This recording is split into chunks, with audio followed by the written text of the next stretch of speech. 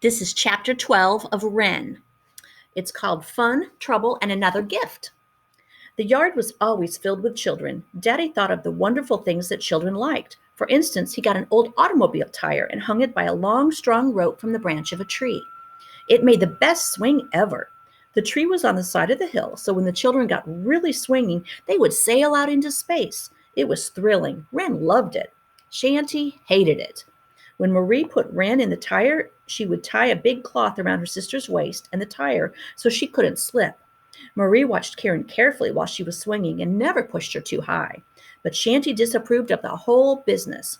He thought it was wrong for his little girl to go sailing out into space, and he said so. As soon as Marie would pick Wren up and put her in the tire, Shanty would start to bark. And he continued to bark until Wren was taken off. But that wasn't all he did. While Marie was tying Karen on, Shanty would move around in front of the tire and plant himself firmly. He'd grown a great deal and now was a big, strong dog. Frank Buckner and Shanty said Shanty was the biggest setter he'd ever seen. He'd push his feet hard on the ground and make his legs stiff. Then he'd bark as to say, "You can't push Wren with me standing right in front of the tire. I won't move. I won't let you push her." Here's a picture.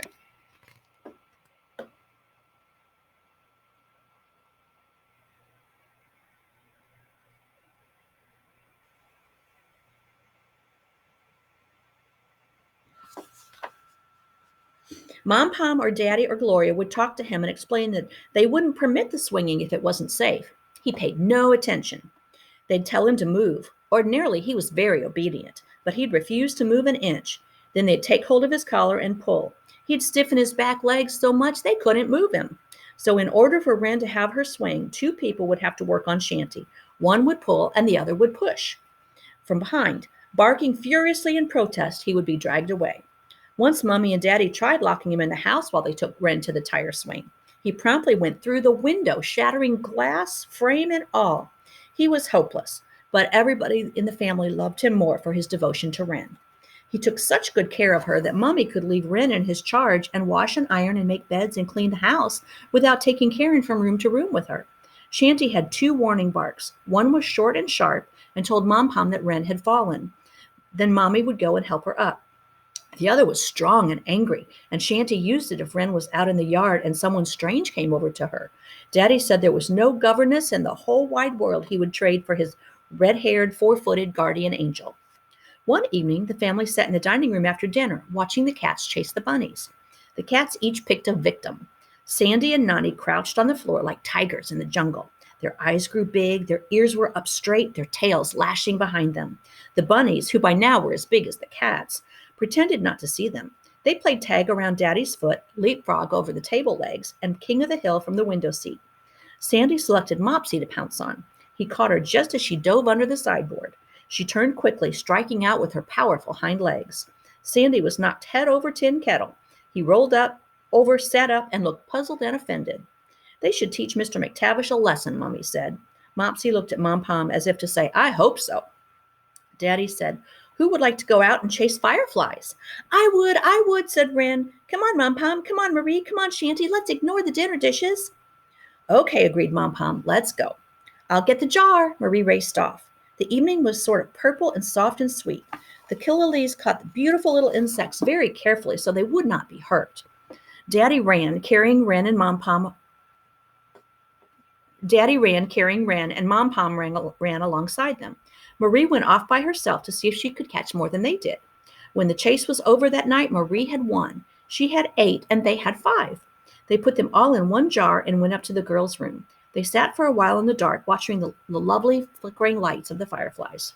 "Now make your wishes because it's time for bed," Mom Pom told them. "We'll let the fireflies out one by one, and each will carry a wish as he leaves to light the dark outside." Marie wished, as she always did, that Wren could have crutches and walk. "Oh, Mom Pom, not yet. I'm not at all fatigued," Wren begged. "Sorry," said Mummy, "but it's late now. It's time for bed." "Oh, no," Karen persisted. "Oh, yes," Mummy said firmly. "I don't want to," Karen whined. "You must, just the same." Mom Pom started to undo Wren's braces. "No," yelled Wren and kicked her foot.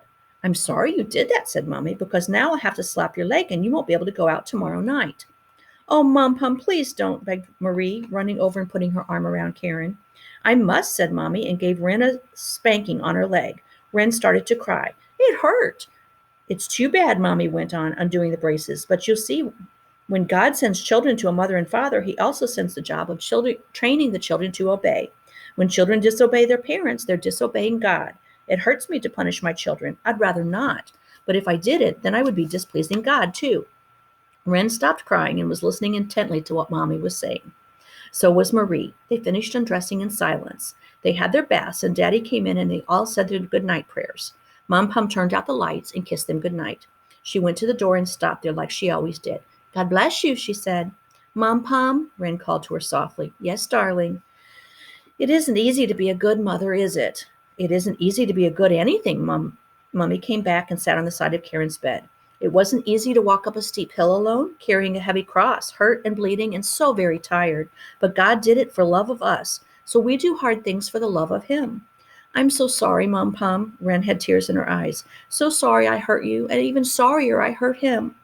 I know. Mom Pum kissed her and wiped away her tears. You've told me. Now before you go to sleep, tell God you're sorry. I will, said Wren. Good night, Mother dear. Good night, and her mother smiled at her very sweetly. Mommy went to the living room and found Gloria here, talking to Daddy. Daddy said, Gloria's mother is sick and she has had to go away. I've asked Gloria to come and live with us and be our daughter. Mom Pum went over to Gloria and kissed her. I'm sorry your mother is sick, but you know how much we love you and we'd be proud to have you as our daughter. Gloria threw her arms around Mommy's neck. Oh, thank you, she cried softly. I love you too. Dry your eyes, Mommy told her, and we'll go and tell the children the news. Wren had just finished telling God she was sorry when Mom Pum and Gloria came into the room. I really shouldn't disturb you two, said Mommy, laughing, but we have such wonderful news it couldn't keep until morning. Wren and Marie shouted excitedly, What news? What is it? Mommy had her arms around Gloria. Do you love Glow? She teased. You know we do, the children told her impatiently. But what's the news? Well, said Mom Pum slowly. Oh, stop teasing, Marie urged. I can't stand the suspense, Wren cried. Mommy laughed again. As of tonight, I have 3 children. From now on, Glow is going to be your sister and our daughter, just as you are. The children let out an ear-splitting yell. Marie leaped out of the bed and threw herself on Gloria, almost knocking her down. Wren held out her arms, and Gloria bent over her for a hug. They couldn't see, but it sounded almost as though Gloria was crying. I'm so happy, she said over and over again. So am I, said their father in the doorway. Not many men can brag about 3 daughters as wonderful as mine. Ours, corrected Mommy. Ours, agreed Father. They stood and looked happily at the 3 girls. They were as proud as they were happy. Here's a picture. I don't know who that is, but it's a nice picture. Maybe it's Gloria.